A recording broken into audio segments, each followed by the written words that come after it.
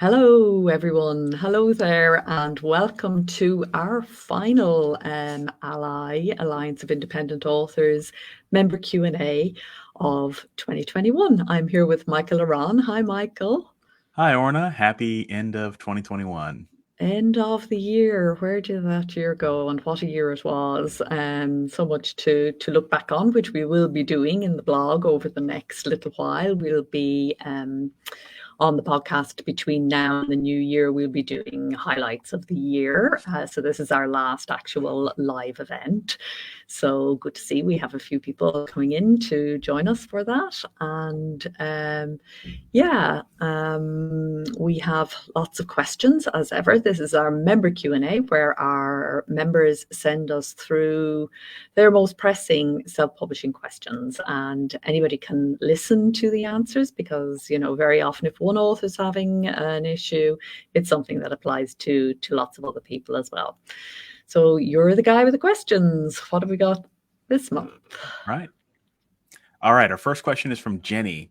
And she says that recently she acquired the rights to 2 traditionally published books that she wrote. They were published in the past.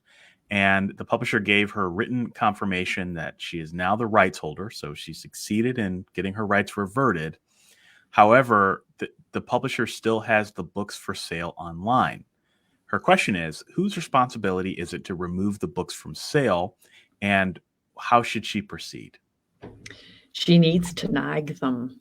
It's their job. So things can happen with print books that put them outside of our control, unfortunately, on Amazon. So there's such a thing as third-party sellers who can actually purchase the books from the publisher and put them up for sale, and Amazon will take them. And there's not a lot of point in writing to Amazon about this. They won't take responsibility. The only person who can take the books down is the person who's put them up. And even then, that may not succeed. So, this is a problem that comes up again and again and again for authors, and there's not an awful lot you can do beyond just requesting that the person who, as far as put them up, takes them back down again. Your edition is the primary edition. So, you're going to take it back. You're the publisher. You're the rights holder. Nobody else has the right to publish this book as far as you are concerned. You can make that point to Amazon, and over time these older editions will fall to, they never go away, and because a book that's been published on Amazon remains there, they see themselves as a cataloger as well as everything else. So it never goes away, but it kind of falls to the bottom of the heap so that it doesn't present itself as in as obvious a way as it is presenting now. So the advice would be, try writing to the original publisher and asking them to remove. You can drop Amazon a note and say, I'm the rights holder. This is the edition that I want to be sold. I don't want any other edition to be sold. See how you get on with that. And then the third thing is write more books and get on with your writing and publishing. Don't get stuck on this. One book syndrome is a much bigger problem for authors than having the wrong edition of a book up there. If you're doing your marketing and your promotion, yours is the one that's going to sell. And in that way, it becomes the one that's presented to people more often. Yeah, that's such a good point. People that tend to worry about this the most are the ones with the fewer books, because when you have a search result, it's there. It just sticks out, right? But if you publish more books, then eventually this problem goes away, particularly if you've got a book that's showing up as out of print or something like that. So yeah, I think that's the answer, is just publish more books and try not to worry about it too much. But if the publisher has not fulfilled their part of the contract as they said they were going to do, I would definitely pursue that and make sure that they do what they're supposed to do. Exactly. And actually it's funny, just returning to the first point there, it's funny how often write more books and promote more is the answer to a lot of these Yeah. kinds of problems. So yeah, that can be a bit frustrating to hear if you're kind of really annoyed or feeling upset about a book being out there. But this is a long-term game, and you're best to keep a long-term kind of viewpoint, and that's what wins in the end. Agree. Okay, our next question is from Maria Franklin. She says that I understand that ebooks can now be uploaded to the British Library. Is this also mandatory for us in KU? And do you know whether we would be in breach of the exclusivity clause by uploading our books to the British Library? Okay, so yes, ebooks are now acceptable. It's a poorly kept secret. They're still asking for print books in lots of places on their website, but they will now. So what we're referring to here is in the UK, there are sort of libraries of record where you have a legal obligation as a publisher to submit your book to these 6 libraries of record. So it's the British Library manages it for the other libraries that are involved. And yes, publishing on KDP is publishing. So yes, you are expected to send it. And no, it does not breach your exclusivity. It's nothing to do with that. It's really libraries and you are not, you don't have to worry about it. And especially with this is a legal requirement. You're supposed to do it as a publisher, and Amazon can't get around that any more than you can. So just go ahead and do it, and be glad that we can now send electronic copies, because we don't have the expense of 6 books by however many books you have for each library. Mm-hmm. All right. And next question is from Rita, and she asks, what are the best methods for growing an email list? Yes, well, that depends. That depends on what kind of book you're writing. So there are lots of ways to grow an email list, and it will vary if it's a poetry book, if it's a novel, or if it's a nonfiction book, your approaches can be different. So I think, though, the one that's common to all books, and the one that everybody should do, and the best one in this sense, that the reader is most primed to sign up, and that the reader is most likely to be your ideal reader, is that sign up at the back of your book. The one that captures them when they've just finished reading and they sign up from the back of your book. That is an engaged reader who likes what you've done. And because it's not just about growing your email list, it's about growing your email list with the right readers. So that's why some of the methods that are sometimes recommended for growing lists may not be all that effectual. So you might get more people on your list, which can make you feel good, but in terms of them being a list who will respond to your call to actions in future, which is buy your next book or become part of your review team or whatever. So I'm going to call out some. I'm sure Michael can add lots. But giving away something free is the time honored. Giving away something free that is allied to the kind of books you want to sell to those readers. So first, book in series is a very common giveaway for authors, or some other reader magnet that your reader is going to like to get, and that is, as I said, it's very important that it's allied to the kind of books you want to sell to those readers. And that's why a number of authors segregate their lists. It's not one giveaway for every kind of reader that you may have if you write across different genre, for example. For nonfiction people, you can do things like run a competition or do a quiz. Sometimes these kinds of things are more attractive and more attention-getting than the straight giveaway. But again, being careful that you don't just get a lot of people who are, interested in the quiz, but not going to be interested in buying your book. So the quiz or whatever it is you're giving away should be quite reflective of the content of your book. Doing a swap with other authors whereby you can each sign up for each other's emails, that can be really effective. So they present you to their list, you present them to your list, and people sign up across perhaps give a dual giveaway, and people sign up across the two lists. Again, though, being really careful that it's an author who is very like yours and will appeal to your readers. That's a few kind of off the top of my head. Do you have any, Michael, to add to that? Yeah, the ones you listed are good. I would say that having the right plugin on your website that presents your email offer to people to sign up is actually, I think it's underrated. There are some people don't like the idea of pop-ups, right? So it's somebody lands on your website for the first time, thing pops up, says, join my mailing list, get a free book. A lot of people in practice hate that, but it works. It really does work.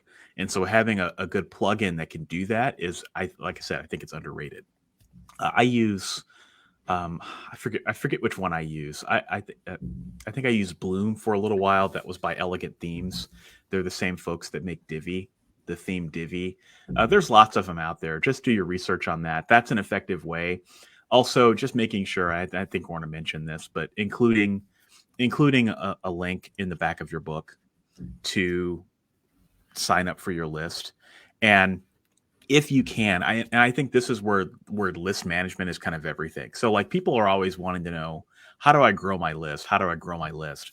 I think it's more important to answer the question, how do you take care of your list once you have a list? Because, for example, if you get, say, 1,000 people on your email list, but then you never email them, then it's as good as having maybe 200 people.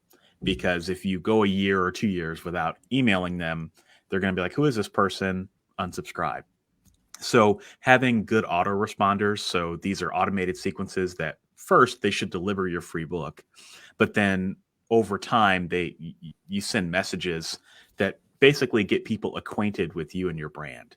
So like, if you were to sign up for my mailing list, I've got a series of autoresponders that goes out for like 7 weeks, each with a different topic that's kind of punchy, and each one has a call to action to kind of get you up to speed with who I am and what I'm doing and why I write.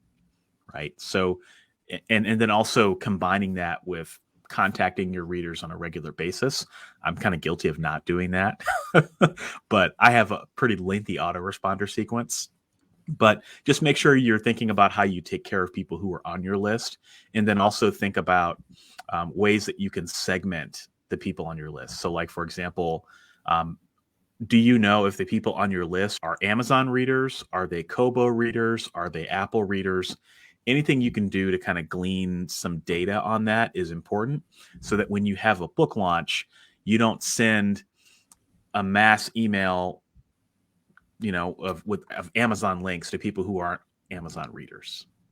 So it's also, Orna hit the growing your list part, but the longer I've been doing this, the more I realize that growing your list is great, but if you can't maintain it, then it's almost pointless to have a list.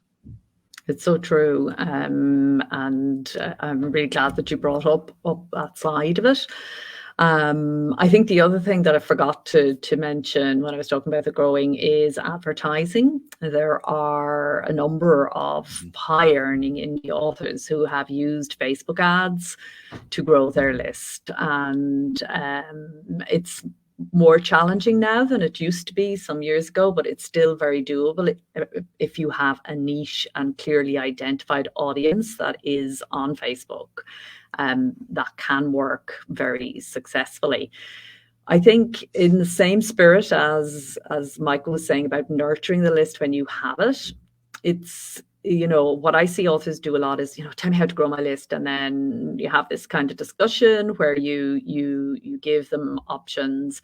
I'll give a link in a moment, but you have this kind of discussion, but actually it's not a one-off thing. So if you wanted to, for example, use Facebook ads to grow your list, then you need to experiment with that over time. You need to see what kind of ads draw your particular readers in. So it's not a one-off thing. Oh, hey, I'll put up an ad and I'm going to get hundreds of subscribers over a few weeks, and then that's that sorted kind of thing. This is an ongoing, whatever you're doing to grow your list and whatever you're doing to nurture your list, you need to set time aside for that monthly, so that it's an ongoing thing that's always going on. So the back of the book one and the one on your website, these kind of are auto, which is fantastic. They're working away for you. Set them up once and they're done. They're the best.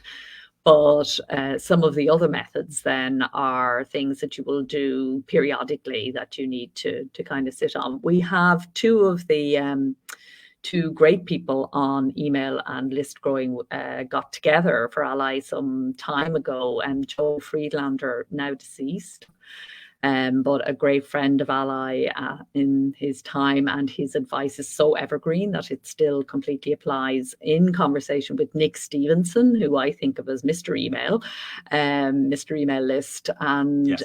We'll put the link to that in the show notes.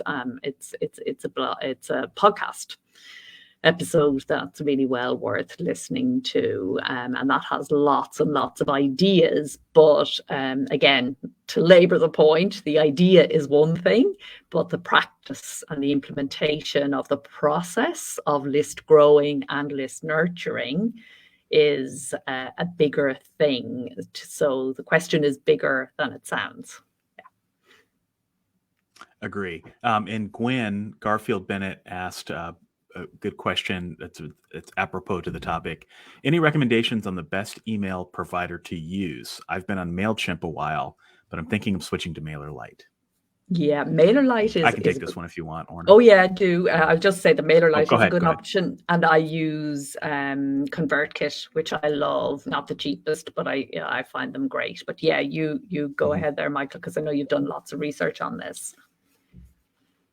Yeah, I would say MailerLite is fine. I use GetResponse.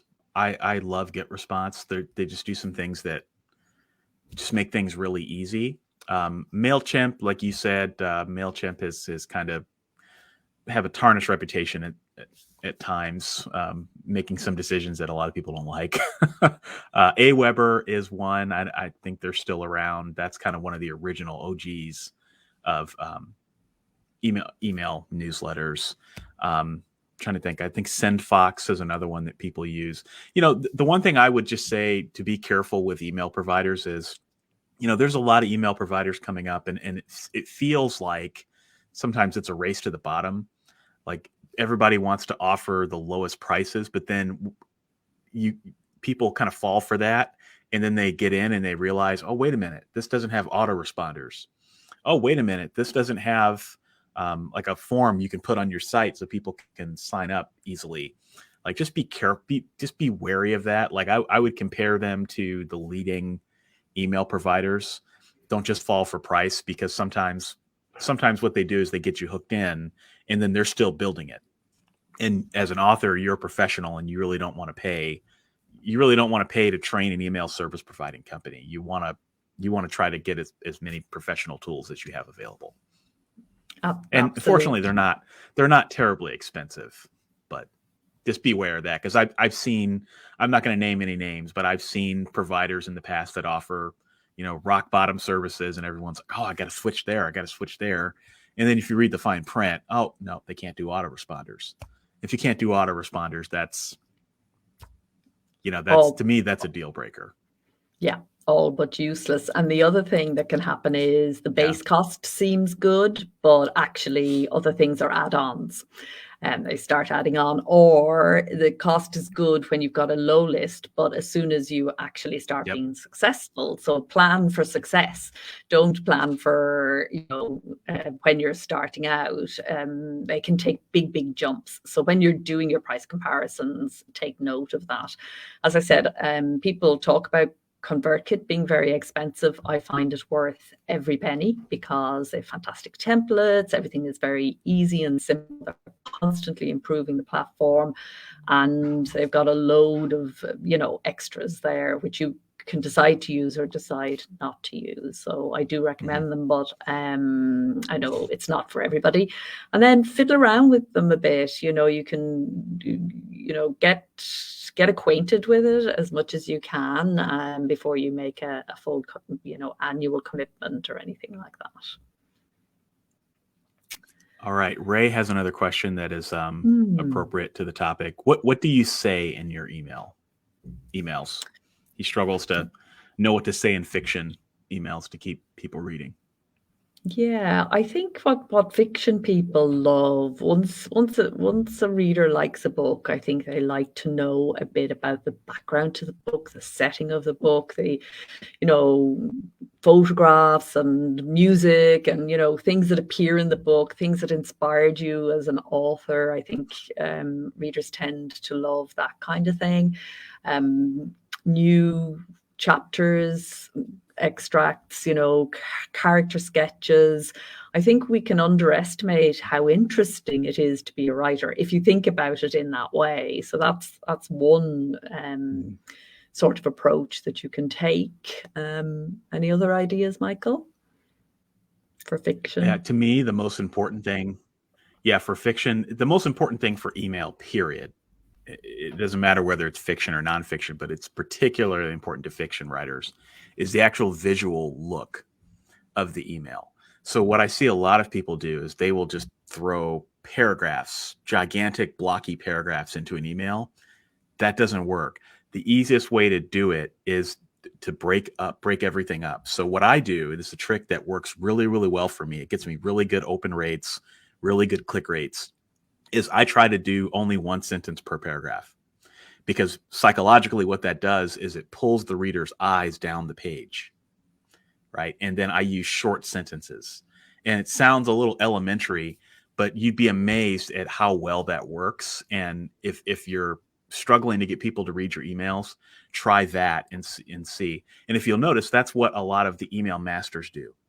If you look at their emails have a certain visual look, and that look is almost always one sentence per paragraph, usually a bigger than normal font, like size 16, size 18. And, they one sentence per paragraph, and it's usually pretty punchy. Try that. See what happens.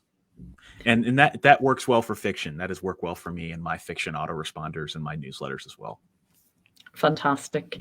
And one final idea is, if you are blogging, is that you can send, you can actually just put a tiny bit about what it is you're talking about and then send them across to your blog, which hopefully, ideally, you also have a bookstore on your blog. So in other words, you can use your writing to tempt people in and get them over to your website if you think about it in a strategic sort of way. And I suppose that's the final point I would make here, is when you are thinking about what you want to put into an email, there are two things to consider. First of all, you should be enjoying yourself when you're writing to your readers. There's something paralyzing about it, because so many authors find that this is a task they don't get around to, or this is a task that fills them with dread.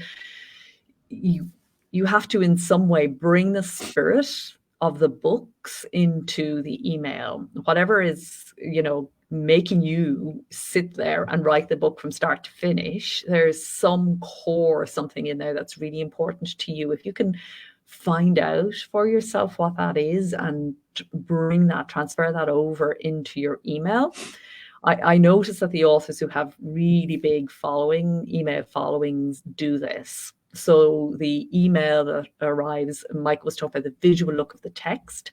Think also about the visual colors. It should have sort of a visual feel of your book covers. They should get the same spirit and sense, because sometimes authors send emails that are completely different in tone and texture and visuals to the work, and that generally creates a sort of a discomfort, even if the reader doesn't understand why, or you don't understand why. That creates a sort of a discomfort. So think strategically about it. Number one, enjoy it yourself, and then number two, what will give them a bit of value. And finding the point where those two things meet will probably give you what you need to work on. It's a bit of a process, I think. Over time you see what people like, and keep an eye, as Michael says, on your open rates and your click rates, and you get a sense of, they liked that one more than that one. Not that you're going to just slavishly follow it, but you get a sense of it. So you're developing a relationship over time with this group of people who are very important to your business. Yeah. And another thing too, it's more of a technological update, is open rates aren't what they used to be. And that's because email service providers like Apple Mail and Google Mail are now starting to get on the privacy bandwagon and not allow you to see the open rates for people on their platforms. So just be aware of that too. So just because your open rate might be low, it may not be as low as you think. So and I think Apple is in the process of doing that right now. They are. And yeah. So just be aware of that. Email marketers the world over are crying. Yes. And anyone who relies on it. So yeah, but if you keep your focus on being entertaining, being awesome, being brilliant, just as much in that email as you are in your book, then you won't go too far wrong. Exactly. All right. Our next question, just lost my question here. Okay, our next question is, can Ally advise where members can look for templates for privacy and or GDPR policies for their websites? Yeah, we don't. We haven't got an actual privacy template and GDPR template. We did have the GDPR template. I think we had one made when all of that was going on, when it was introduced in the first instance.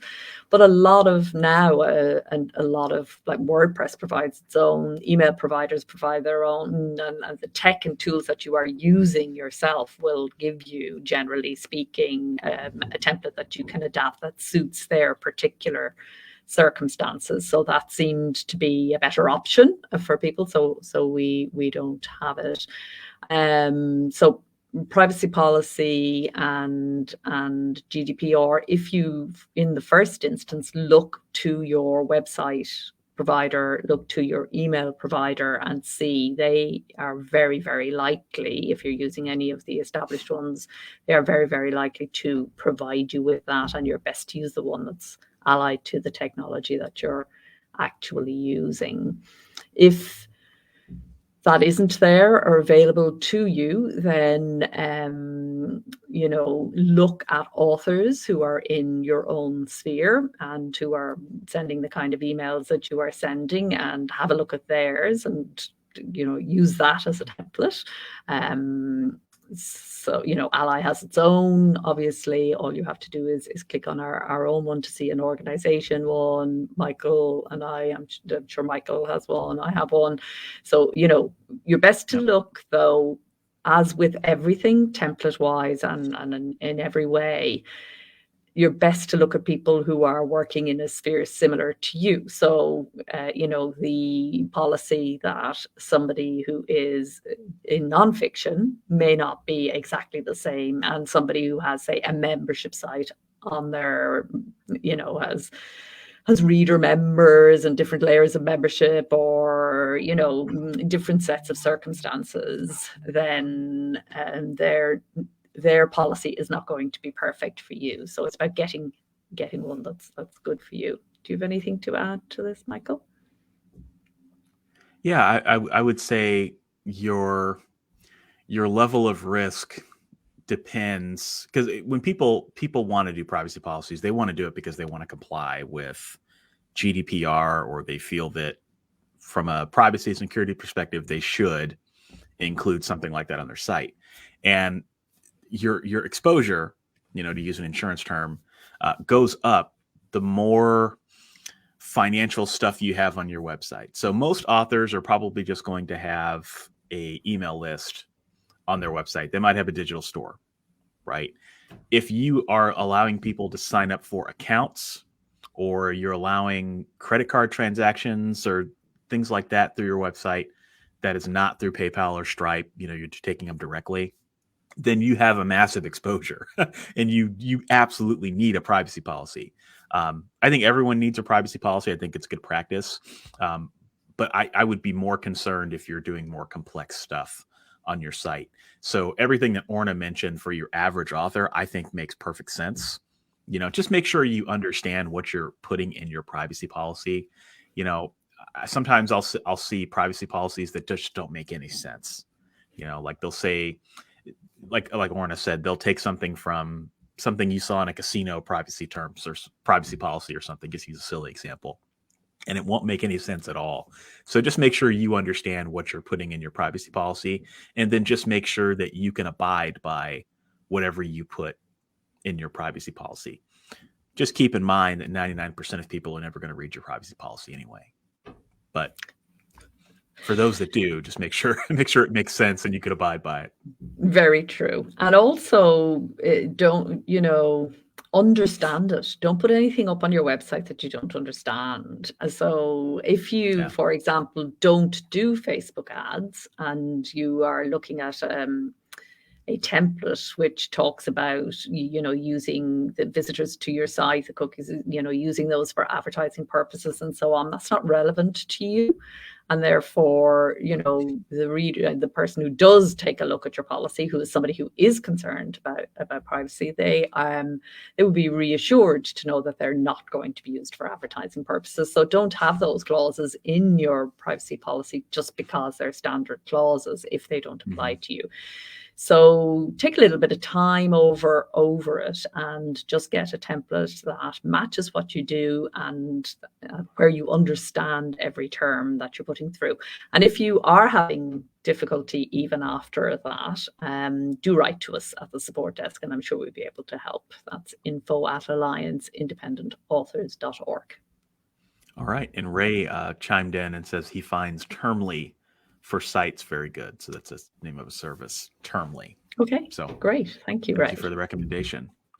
All right. Our next question is from Paulette. And the question is, I've heard conflicting information about how Amazon credits authors for pre-orders. Some saying that they are credited at the moment of sale, others saying that they accumulate and are credited during week one.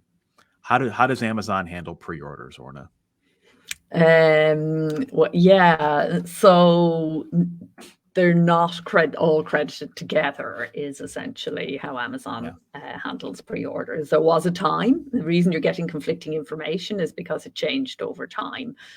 So they will be credited at the point of purchase, but not all credited on the first, on the day when the book actually goes up for sale. So unlike some other providers who do it that way.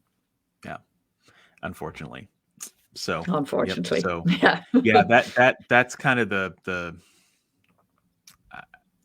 that's kind of the downside with Amazon pre-orders. That's why I don't do them, for example. Because you're really not, you can definitely get onto some of their visibility lists, like hot new releases, or I forget what it's called now.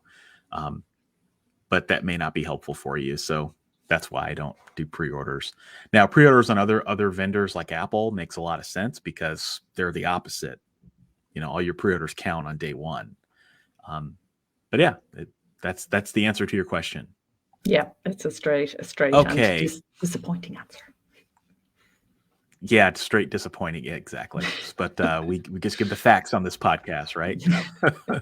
All right. This question is from Rhonda, and this is a perennial question that we're getting. I just happen to love.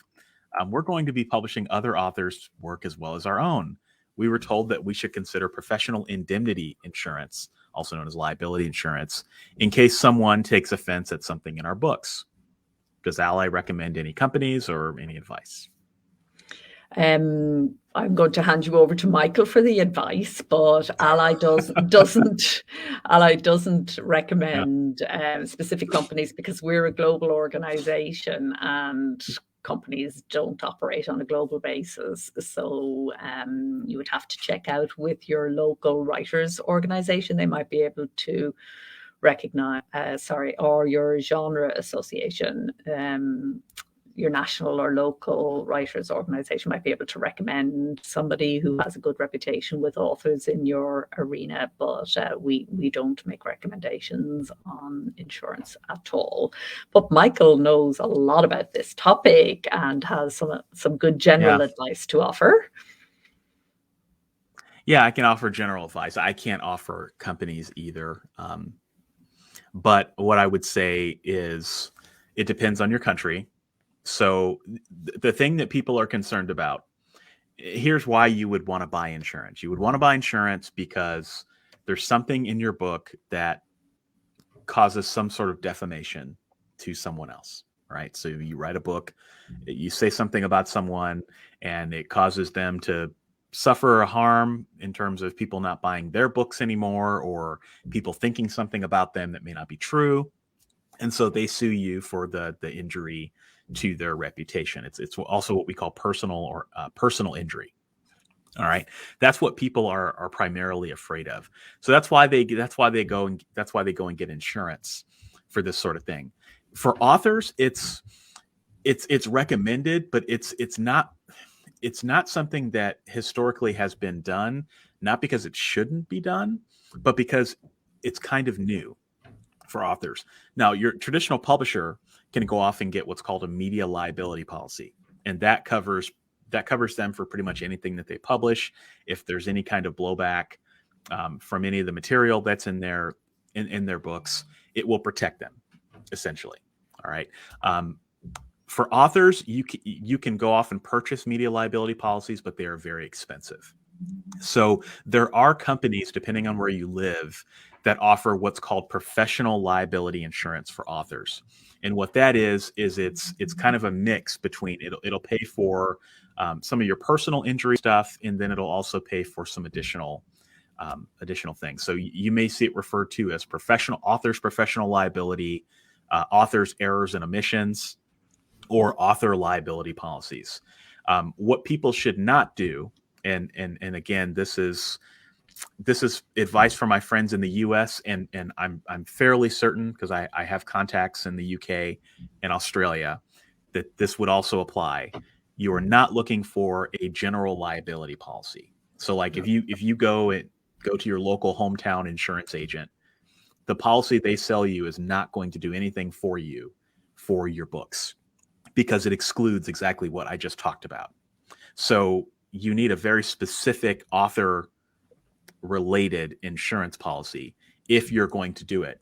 And if you're going to do it, be prepared to pay, because it's going to be expensive, and it is something you're going to have to pay for every year. So just make sure that you understand that. And then also another thing I'll throw in, there's certain types of genres that if you write, you cannot get insurance for. So for example, true crime, memoirs, autobiographies, anything where you're writing about real people, you're probably going to get kicked to the curb, because they're not going to. Those are the most risky type of writing to insure, and so insurance companies are not going to want to go on a limb for you. But if you're just writing your average fantasy novel, sure, you can probably get pretty cheap rates. But again, it's just make sure you understand what you're getting into. Make sure you get a copy of the policy to understand what you're getting. And if you don't understand what you're reading, try to reach out to someone who understands it, because that's kind of everything with this right now, because it's still kind of the Wild West right now. There really aren't that many authors that are purchasing insurance. And so until there are more, it's going to continue to be kind of a Wild West. But as far as do I recommend it? yeah, if you can afford it, and if you feel that it's something you have an exposure on, that's what you want to do. But just keep in mind, you can't purchase insurance.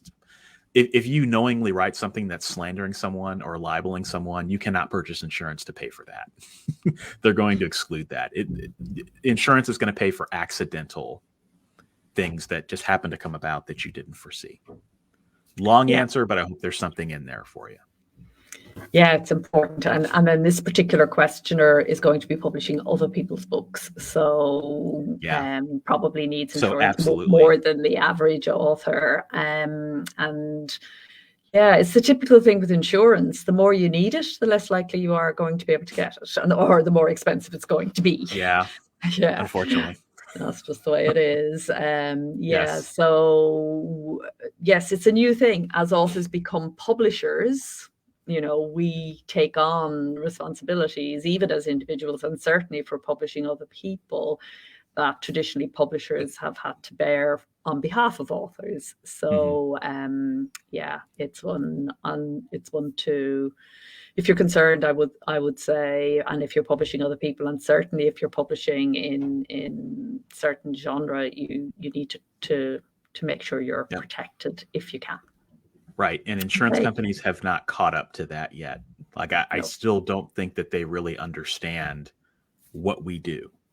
Nope. And so you've always got that. And I say that because I'm an insurance executive and I handle liability, oversee liability. I understand this stuff, and they just don't have a clue.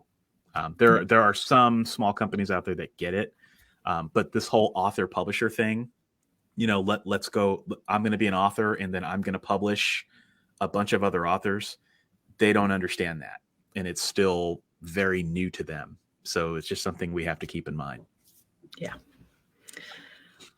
All right. The man for that question for sure.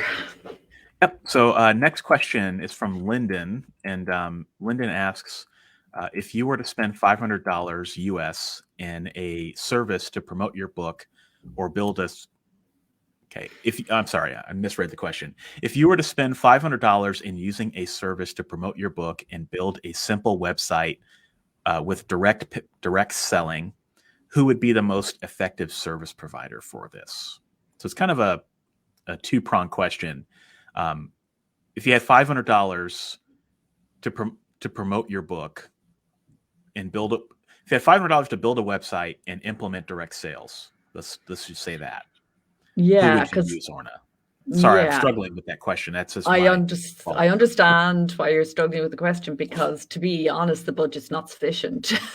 It's certainly not sufficient for all the things that are in there, because to get a transactional website up and running, nobody's going to do that for you. Nobody's going to be able to do that for you at $500 probably, unless you're bringing a lot of the stuff yourself. And the other thing is, it's impossible to recommend one service that covers every kind of author. And this is so often these questions come back to, it depends on what you're doing and where you're doing it and how you're doing it and what kind of books you're selling, and and so on and so forth, as to how many books you have, all of that kind of thing. The cheapest and easiest way to get a transactional website up and running is probably WordPress with WooCommerce, but you are going to have to bring to that, if you're trying to get it for that kind of money, you're going to have to bring an awful lot of time. So either you need to get a bigger budget if you want to use a service, and in that case I would recommend that you look at Ally's directory and database of approved services, and you will see people in there who will set these things up for you. But nobody is going to be able to do all the things that you've mentioned in your question for that kind of budget. So it's just not realistic. Yeah, I mean, if you implemented some of that stuff yourself, maybe, right? Because you're gonna have to pay for hosting, and most places, I mean, you can go a little lower, but I pay on average about $250 for my hosting and domains every year. I've got multiple domains, so maybe it'd be less for other people, but that's about what I pay. So that's half of your budget right there going toward domains and hosting. And then you've also got to purchase a theme for, if you go WordPress, a theme for your WordPress site, that's going to cost you additional money, right? So the one I pay for is Divi. I think it's $89 per year. I got mine on I got mine to where I don't have to pay per year. So, you're looking at $89 there. There's more of your money. And then if you wanted to do a simple integration, I mean, WooCommerce is what Orna recommended, and it's probably what I would recommend too if you really wanted to do it right. But if you wanted to implement something like a Gumroad or a PayHip, then you wouldn't necessarily have to pay anything up front to do that, but you would just have to make sure that you know how to install it on your website. So if you did all that stuff yourself, maybe you could do it. But I don't think you could pay someone to set all that up for you for that budget.